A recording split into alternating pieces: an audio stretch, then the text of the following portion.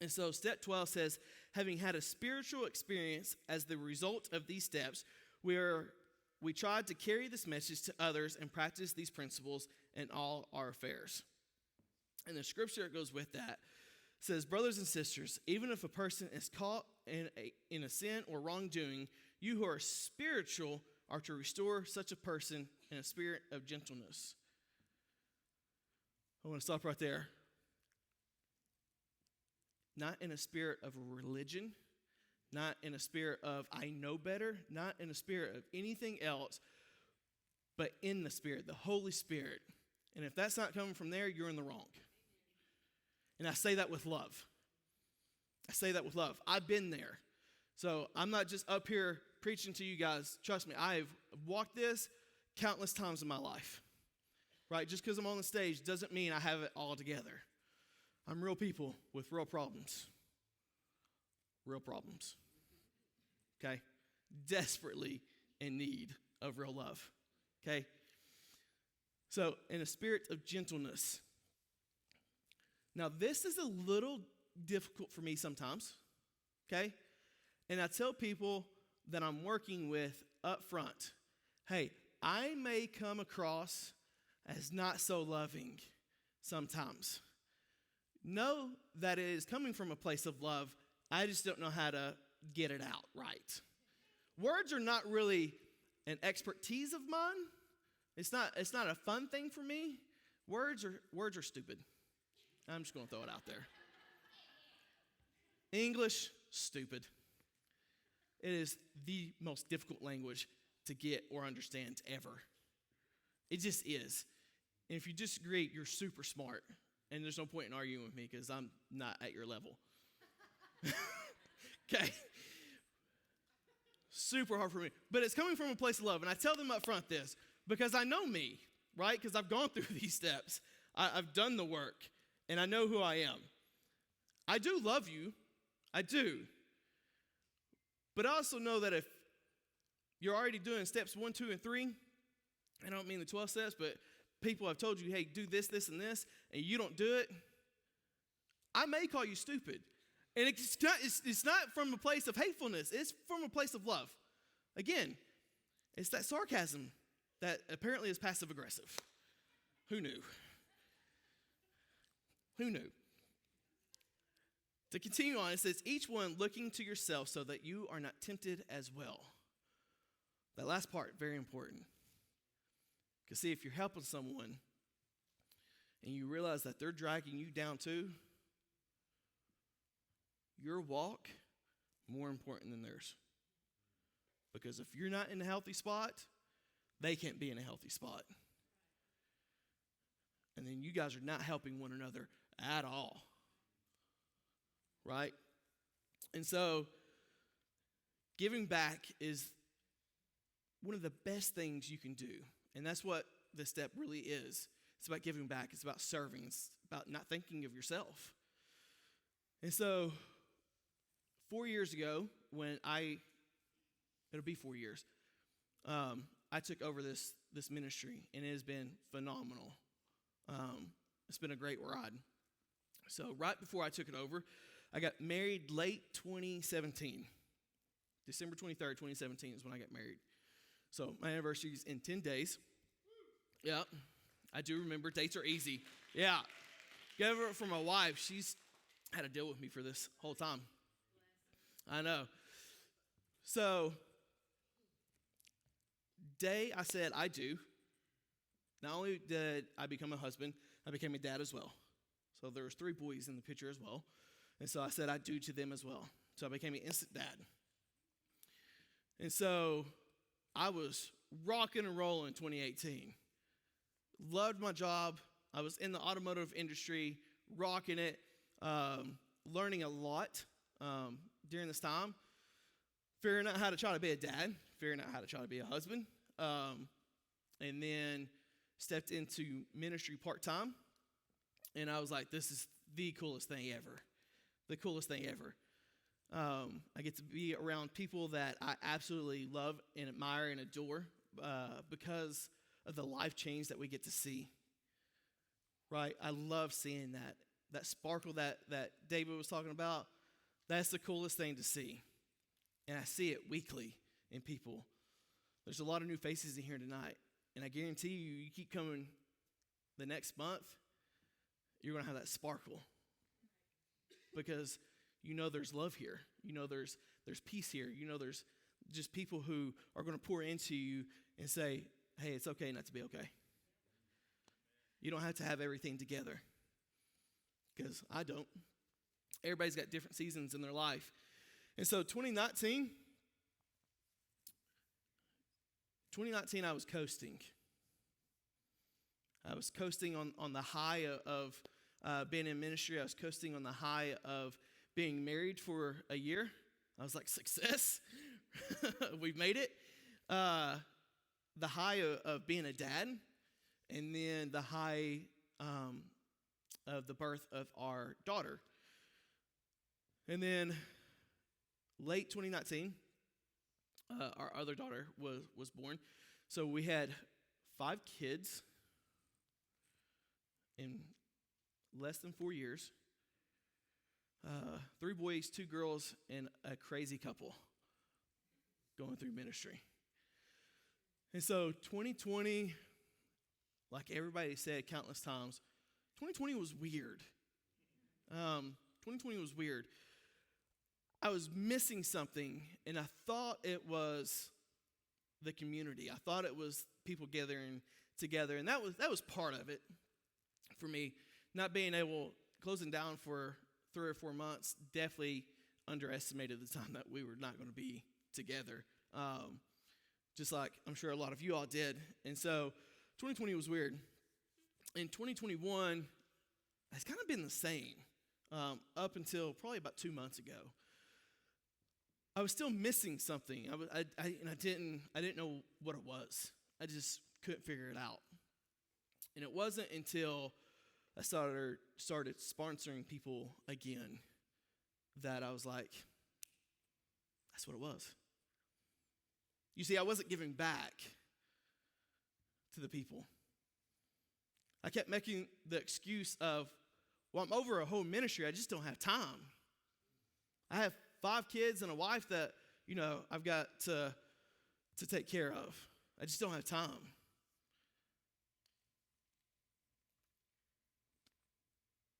That was one of the biggest lies I've told myself for probably the past 2 years, is I don't have time. And so,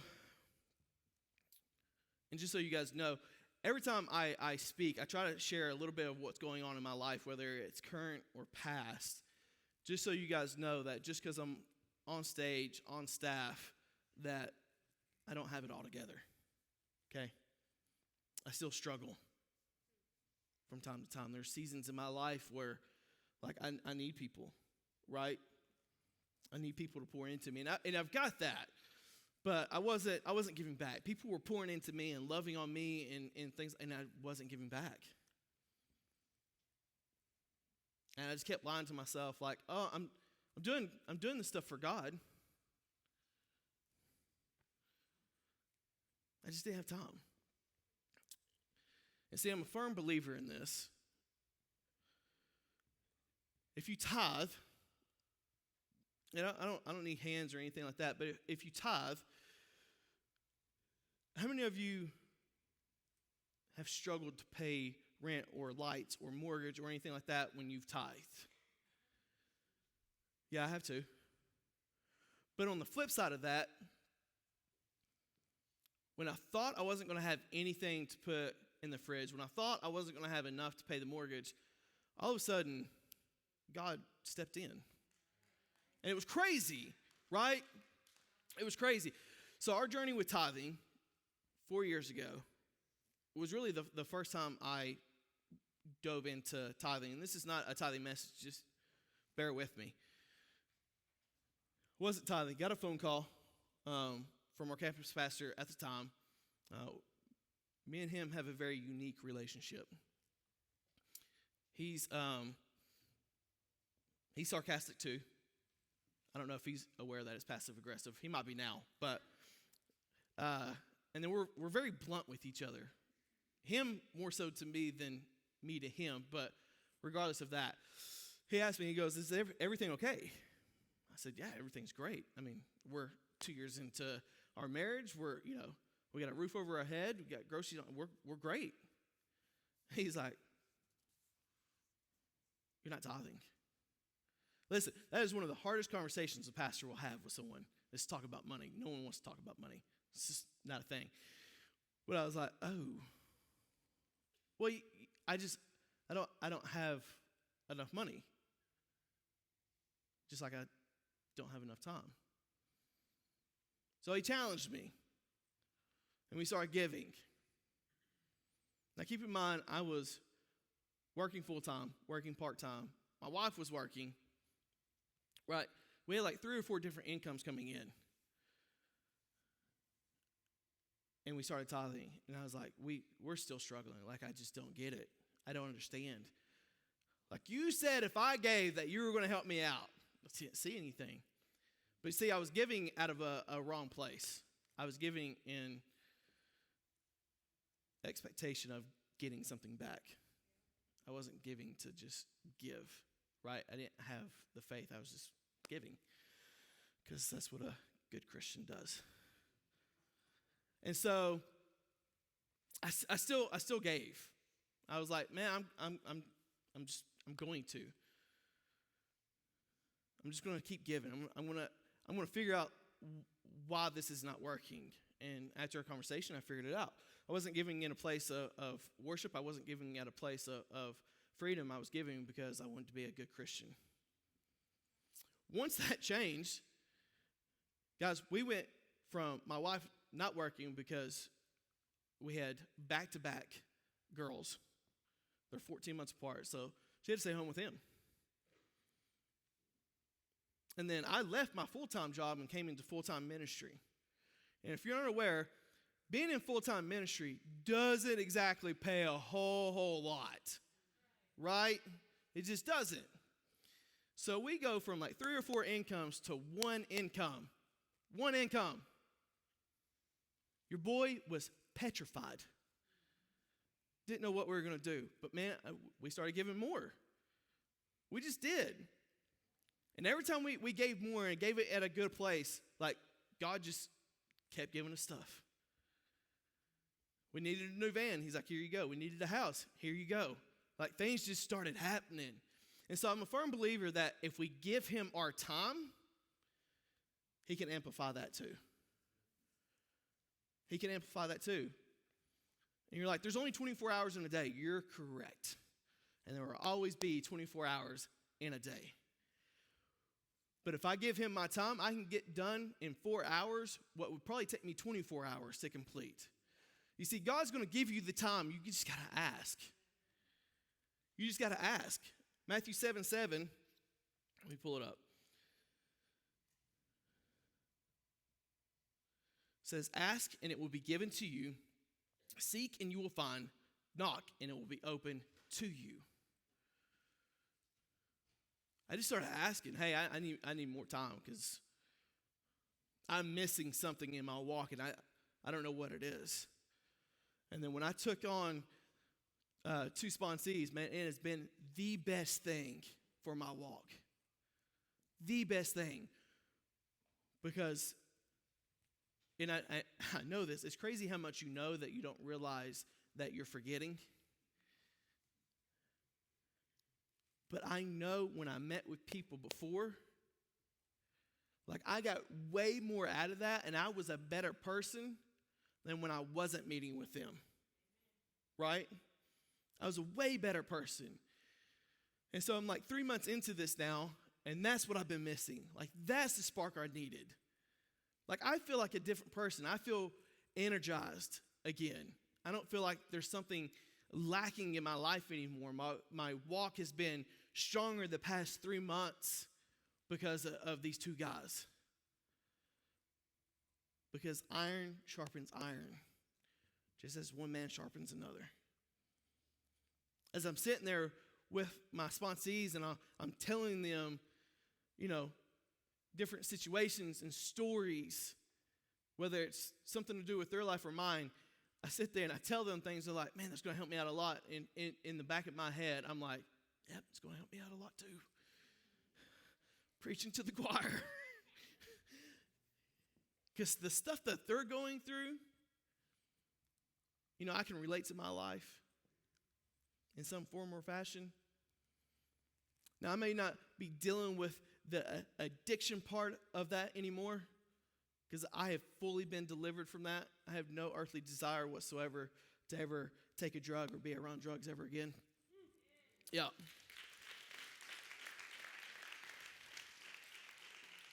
And that's a complete God thing. And it doesn't matter. Don't get caught up on words, whether you believe that or not. I'm just telling you, this is my story. Been delivered from it, okay? There's no sense of arguing about it. But completely delivered from that. But there's other parts in my life that I'm still trying to navigate and figure out. Haller and Hilton Hill was here 3 weeks ago, I think now, 4 weeks ago. And he talked about a rock bottom. Guys, there's different rock bottoms. Relationship, financial, addiction, whatever it looks like. I mean, you name it. Anything could be a rock bottom. And you're just trying to navigate through the rock bottoms. But eventually you're going to get built up. Because what a firm foundation a rock bottom is. Right? Some of you guys have heard me say this. One of my quotes that I had on my phone screen for 2 years. So anytime I looked at my phone to tell what time it was or anything like that, I saw this quote. And it was, sometimes God lets you hit rock bottom so that you are aware and realize that he is the rock at the bottom. 2 years I saw this. It kept me going. It just kept me going. Surrounding myself with people kept me going. They gave back to me, and on the flip side, I was giving back. And I can tell you, for the past 2 years, I had not been doing that. And I just couldn't figure it out. And finally, God revealed that to me. One of the best examples in the Bible of people just outpouring themselves and teaching people is obviously Jesus and his disciples. He kept pouring into them so that they can pour into other people, so people wouldn't forget the things that Jesus did, so that we have them today. Right? It's because of what Jesus did back then, pouring into the people, discipling them, mentoring them, that we continue to have this relationship with Jesus, that we know who he is. They just didn't stop, right? One of my favorite characters and men in the Bible is Paul, and it's probably a lot of people's in here just because of Paul's story. And so if you're unaware of Paul's story, so Paul was Saul. He was very religious and went around killing Christians and just doing everything against what the disciples and Jesus was trying to do. And one day, he was on the road to Damascus and had an encounter with Jesus, and 3 days was like radically changed. And then his name was changed to Paul, right? And so you guys get that too. You guys get a new name when you become a new creation. And that's so cool. And if you're unaware of what your new name is, ask. That's what Matthew 7:7 says. Ask, hey, God, what's my new name? Is it daughter of the Most High? Son of the living King? I mean, what is it for you?